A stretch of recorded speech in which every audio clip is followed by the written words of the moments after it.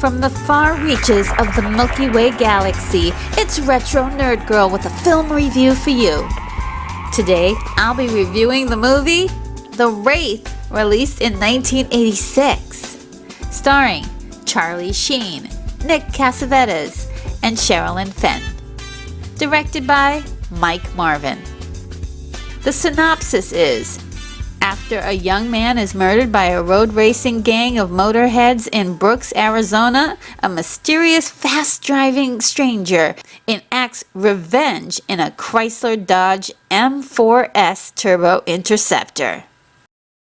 Originally, the film was supposed to be a car action movie similar to The Road Warrior, released in 1981. The concept was devised by Kim LeMasters at Disney Studios. That didn't work out, but Mike Marvin stepped in to write and direct it under the title Turbo Wraith Interceptor. The name was later changed to The Wraith. I recently reviewed the movie Christine, released in 1983, featuring yet another Chrysler car, the 1958 Plymouth Fury, which had a similar premise, where bullies were hunted down as an act of revenge. Maybe it's overkill, no pun intended, in a movie like Christine, but she was an evil sentient car after all. However, in this film, the bullies are so twisted and evil enough to murder a young man by the name of Jamie Hankins and get away with it. It all started because the leader of this gang of killers, Packard Walsh, played by Nick Cassavetes, wanted Jamie's girlfriend, Carrie, for himself. It has a lot in common with The Crow, released in 1994, which has a retribution story. Sometime later, two strangers arrive in town, a man dressed in black driving a Turbo Interceptor, and another young man on a Honda XL 350R Enduro dirt bike by the name of Jake, played by the one and only Charlie Sheen. To make a long story short, it's the same guy. Jake turns into the Wraith and drives the Interceptor, which is a separate living entity on its own. The car has a heartbeat and everything. To make a short story even shorter, Jake is actually the young man that was killed by the gang. Now, there are lots of twisty-turny things that happen in the film, and also happen off-screen, so things can get a little confusing. The movie is called The Wraith, which is an older word meaning a ghost or ghost-like image of someone. Jamie, or Jake, fits that category. According to Mike Marvin, Jake is not quite a ghost. He's indeed Jamie, who crossed over into a different dimension when he died, but has returned to our dimension to right the wrong that was done to him and continue his life with Carrie. Carrie doesn't remember the events of the murder, so she and everyone in town doesn't know that Packard and his boys are responsible for it. Jake also makes contact with his younger brother Billy, excellently played by Matthew Barry, who ironically keeps calling him bro.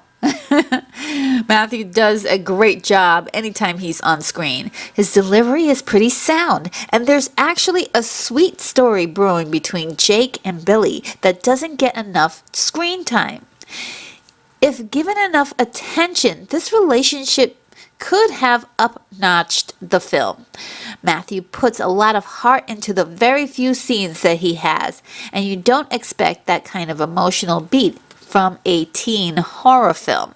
Now, I use the term horror flick loosely because it's more of an action thriller, and I use the term teen even looser because these guys are possibly teenagers or maybe even in their 20s. It could be a summer break. It seems as if an explanation about that did not make it into the film. So who knows, because there are no parents that appear in the film and no one has to go to school. There's not even one conversation about college to give us a concept of timing or a clue about what's going on. And in a way, I kind of like that. Just get rid of all that pesky little details. Those pesky little details can get in the way sometimes, so they just cross that right off the list of things that need to appear in the film. Now let's get to the juicy part of the film where we deal with the bad guys. I mentioned Packard Walsh before, who is pretty much the star of the film besides the Interceptor car. His gang is also a lot like the bullies in Christine, that they're into cars, and that they even have their own garage shack to work on cars that are highly flammable, if you catch my drift. Perfect for explosions. In the beginning of the film, Packard violently blackmails a guy with a sports car into giving up his car and leaves him and his girlfriend out in the middle of the road, in the middle of nowhere. And so it seems as if this is a part of a routine. They're road pirates. And when Packard is not terrorizing everyone, he's just obsessed with Carrie. They aren't even technically boyfriend and girlfriend, but they are together by some kind of forced entrapment. It's really creepy and uneasy every time the two of them are alone and on screen together. You just don't know what he's going to do because Packard is dangerous, delusional, and completely emotionally unstable. He's a total sicko. He's also very suicidal. I mean, someone puts a shotgun right up against his face and he's just has no emotions about it. That's the sheer sign of a very dangerous person. He hates everyone that he's around, even his gang members, and he brings a switchblade to every conversation that he can. There's a scene where the police interrupts him and another girl together, and you get the sense that maybe she's not there because she really wants to be there. He's kind of forcing her, and she's not resisting, but with a crazy person like Packard, it's so gross. I just want to get the idea out of my head. And this gives you a sense of Packard and the effect he has on people. Everyone is just afraid of what he might do next. At just the right time in the film to save certain characters, the Turbo Interceptor comes to play and tempts the gang into trying to pirate the car and add it to their collection. Now this is what attracts them to the revenge scheme of the Wraith. He races them, and then when it seems really close, he takes off into the distance. Then he doubles back and he crashes into them. Each one of the murders is connected to a brace placed on the Wraith's actual body that disappears after each murder. By the end, it's almost as if the Wraith is free of all of these braces and free of his burdens when all of the killers are gone. He's now fully in his human form as Jake permanently. Since the murders are all supernatural, their bodies are all left intact, and even though they die in a fiery crash, the only indication of a fire are the eyes, which are burnt out. And I thought that was a very intriguing addition. Although it's not fully explained in the film why that happens, I get it. And I really like that. And I wish that there were more supernatural things happening in the film so we could get the sense that this other dimension had to come to play in the real world or in our reality a little bit more. One cool character in the film, and the only real adult that's really highlighted in the film, is Sheriff Loomis, played effectively by Randy Quaid, who is running for an election and desperately trying to solve these murders. He's not on screen for very long, but Randy plays the character pretty laid back. The dialogue in the film is pretty dismal, but he had the best lines in it, which he knew how to pull off quite brilliantly to show off his acting chops. With Sheriff Loomis looming around, no pun intended, and his deputies chasing after the Wraith, there's a part of the film that actually felt a lot like Dukes of Hazzard, the TV series, with the cop cars and all the frenzy trying to track down the killer Turbo Interceptor. It was kind of fun, and it was also, they didn't play it for laughs though. They played it serious, and I thought that was a cool aspect of the film. That there were actually cops chasing this vengeful car. It felt really nice because it was actually real world consequences happening, which a lot of films kind of forget to put in their films. They get caught up in the fantasy, but they forget about the real world a little bit. Gang members Augie and Minty are the first to die, and it seems as if none of their pals actually like them very much because there's no emotional recognition. They just carry on as normal. And I think that was a huge mistake in the film because even if someone you hate dies, there's some kind of a reaction of maybe disbelief or something. And it's not enough to stop you from totally enjoying the film, though. I think that there was so much more story that they could have told there that would have benefited the audience. The gang members are all interesting, but the two that stand out that make a comical pair is Skank, brilliantly played by David Sherrill, and Gutter Boy, played incredibly by Jamie Bosian. Skank is actually one of the smartest characters in the film, but to his detriment and everyone else, he is petrified of Packard. He wears both a mullet and a mohawk at the same time. He snorts WD-40 and he loves drinking hydraulic fuel. Then there's Gutter Boy. Gutter Boy is probably the saddest of the two because he's always twitching as if he's withdrawing from something like a drug. So we're not really clear on if it's a behavioral issue or a chemical issue, and that detail would have changed the empathy for the character. There was just a little bit of confusion as to whether we should care about that character or not. Is it his fault that he's in a gang? And was he completely complicit in that murder? Now, the only other gang member that makes it through this movie alive is Rughead, played by Clint Howard, who is a tech geek with an eraser head hairdo, which was done on purpose to pay homage to David Lynch. He is one of Mike Marvin's favorite directors. Rughead is the only one who didn't participate in Jamie's murder. You get the sense that he likes the tech work that he does for the gang, but there is a serious level of intimidation when he talks to Packard. Clint's performance is a caricature, but it's entertaining no less. And he's yet another colorful character in the bunch. The film has been heavily critiqued for its treatment of women in the film, and I have to agree. However, I do understand that the treatment of women in the film stems from the characters that we are meant to hate.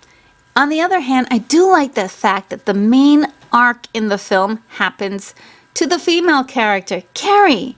In the midst of Jake's mission as the Wraith, he's trying to get Carrie to stand up to Packard. After all of the bullying and the abuse, she does find the courage to challenge him in spite of her fear of him. And I actually love that. Go, Carrie. I only wish that there was a little bit more detail about Carrie, like her dreams for her future. How did she end up at her job? Does she have any girlfriends that she hangs out with? Does she have any family? How did she feel about Jamie? I mean, we get the idea that they really liked each other, and she even tells us what happens to Jamie, but it just didn't. We just needed a little bit more feeling, like a tear of her looking at a picture or news clippings that would let the audience know that she still cared for him even after all this time. And I really enjoyed Charlie Sheen in this, okay? The director originally wanted Johnny Depp for the part of Jake, but that didn't work out. Interestingly enough, though, Shaolin Fenn was dating Johnny Depp at the time, and he was living at the studio's hotel with Sherilyn. And that's a little bit of an interesting story there. Now, Charlie plays the Wraith in a very laid-back demeanor. Or he plays Jake with a laid-back demeanor. It was appropriate in order to keep the focus on the revenge story. And I don't think I've ever seen him in a role like this before. I remember seeing this and realizing that he was not in the film very much. There's something very wise and all-knowing about his delivery. And I think it's his voice. It's very Zen master-like. He's got like the right bass in his voice to sound very Zen master-like. This was about the time when Charlie Sheen was such a heartthrob. And I was pretty shocked that they didn't really market the film as a Charlie Sheen movie, or even put his face like front and center on all of the posters. It may have been a detriment to the film, but it was one of those films that no one really knew about when it came out. And even now, it's a movie known mainly by a lot of retro nerds and movie lovers. Some people really disliked the movie so much that they just wanted to pretend it never even existed. And that might have been a good thing for Charlie's career, because Oliver Stone's Platoon came out a few months later, and Oliver was very nervous that Charlie's appearance in The Wraith was going to ruin his movie. But besides that, the film doesn't get a whole lot of love from the cast and crew either, because it's a memory of the fact that because the film was rushed by producers, sadly a camera operator by the name of Bruce Ingram was killed, and another crew member was left a paraplegic after the second day of shooting some of the car stunts. Everyone really wanted to hurry up and finish this job. And if there was more time to work on the film, it could have really helped the film with dialogue alignment and better emotional depth that you can see that Mike Marvin was reaching for. There were plot lines omitted, scenes left on the cutting room floor, leaving the director to fill in the audience with the details in interviews in later years. One thing that the film serves you on a hot platter are fast cars on the road, close up and personal. If you are a car lover, you're going to love the action in this. The car stunts are amazing, and the angles, the shots of these gorgeous cars will blow your mind. Like, how did they take these shots? Just gorgeous. And as I mentioned in my Christine review, I'm not a driver, but I am an admirer of beautiful cars, and boy, are there some sweet cars in this film. And the movie was basically a very effective commercial for the Dodge M4S, which was a prototype sports coupe originally engineered, designed, and built by Dodge Chrysler in 1981. And being that it was a prototype, it was not an effective car, but it was really great for show. It was designed to be used as a pace car to reach a top speed of 200 miles per hour at an estimated cost of $1.1 million. 7 versions of the car was used in the film for different purposes. There was one for close-ups and details, a few for stunt driving, and 4 shells for awesome crash scenes. Speaking of wanton destruction, there's an explosion of a garage hut that is ridiculous, okay? It was an explosion on steroids. I mean, boom, pure, absolute schlock. And I loved it. In fact, there were so many awesome explosions in this film. I just have to say, I do love these incredibly silly explosion scenes that are in this movie. There's at least 2 scenes of wouldn't it be cool if we did this in the film that I would say could have totally been left out of the film.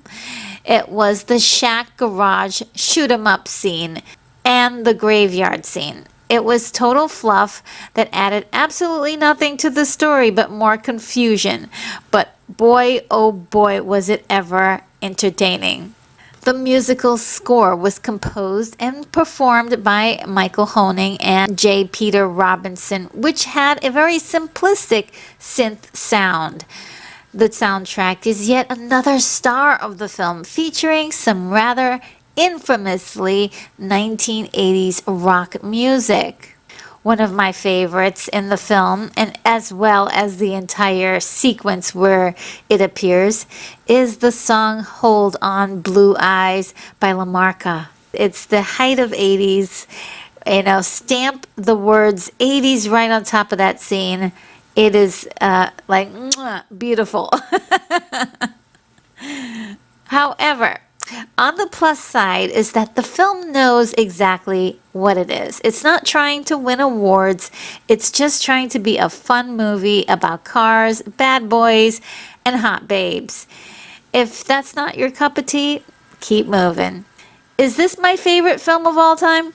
No. But it's so entertaining in so many ways, from hot race cars, rock music, and you know what? I think that the story is pretty solid. It's got a lot of 1980s cheese and a bit of fun built in for a wacky good time. My rating is a 7.5. Well, that sums up my review. I hoped you liked it, and if you did, I've got over 100 of these videos, so go on and browse the channel to see more reviews from me just like this. Subscribe if you haven't done so already, and hit the bell icon to be the very first to be notified of my next video. This is Retro Nerd Girl signing off. Take care, movie lovers.